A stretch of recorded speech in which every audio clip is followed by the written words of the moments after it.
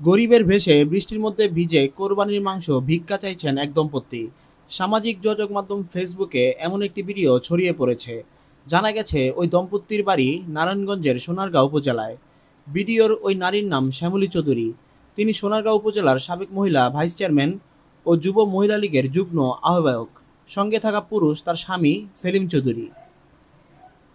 কোরবানির মাংস নিয়ে অসহায় মানুষকে উপহাস করে ভিডিও বানিয়ে ফেসবুকে আপলোডের পর সমালোচনার মুখে পড়েছেন তারা। ফেসবুকে তাদের ভিডিওর প্রতিবাদ জানিয়েছেন অসংখ্য মানুষ। তিন কন্যা নামের একটি ফেসবুক অ্যাকাউন্ট থেকে একটা গরুর রান ভিক্ষা দেন গো ক্যাপশনে সামাজিক যোগাযোগ মাধ্যমে ভিডিওটি আপলোড করা হয়। পোস্টটি আপলোড হওয়ার পরই বিভিন্ন মানুষ কমেন্ট বক্সে প্রতিবাদের ঝড় তোলে। ভিডিওতে শ্যামলী চৌধুরী এবং তার স্বামীর সঙ্গে আরও দুইটি শিশু এবং এক তরুণীকে দেখা গেছে। অসহায় মানুষের অভিনয়ে থাকা এই দম্পতিকে বিভিন্ন বাক্য বলতে শোনা গেছে। ভিডিওর শুরুতে শ্যামলীর স্বামী একটি বাড়ির দরজার সিঁড়ির সামনে বসে ঘরের ভেতর থাকা মানুষকে উদ্দেশ্য করে বলেন, কি গো বৃষ্টির মাঝে বইয়া রইছি, একটু গোস্ত দেন না গো। ঠিক তখনই স্ত্রীও বলে, দেন না গো একটু গোস্ত। এরপর আবারও স্বামী বলেন, আপনারা বড়লোক মানুষ, আপনারা একটা রান দিয়া দিলেই হইব, পারলে আমাকেও একটা রান দিয়া দেন, বাড়িতে গিয়া খামুনে, আপনাকে লাগিয়া দোয়া করমুনে। কথার পর স্বামীকে উদ্দেশ্য করে শ্যামলী বলেন, তুই খালি রান চাস কেন, হেতে তোরে গোস্তই দিত না, দেন না গো আমাকেও দুগা গোস্ত দেন। মেঘের মধ্যে আসছি, গোস্ত দিলে আল্লাহ আপনাকে বরকত দিব, কালকে দেখে গেছি আপনাকে গরুটা বড় আছে। এক পর্যায়ে ঘরের ভেতর থেকে এক পোটলা গোস্ত এনে তাদের হাতে তুলে দেন এক তরুণী।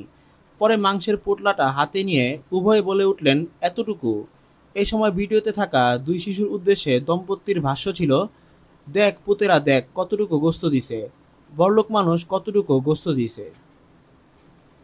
শেষ দিকে ওই তরুণীকে উদ্দেশ্য করে তার স্বামী বলেন, আমাকে মোট 10টা পোলা, তাদের জন্য 10 পিস দিলেও হইতো।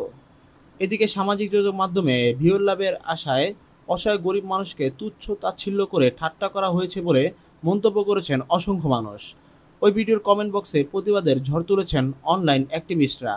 দেখা গেছে বেশ কয়েকজন মানুষ এই ভিডিওর প্রতিবাদ জানিয়ে মন্তব্য করেছেন।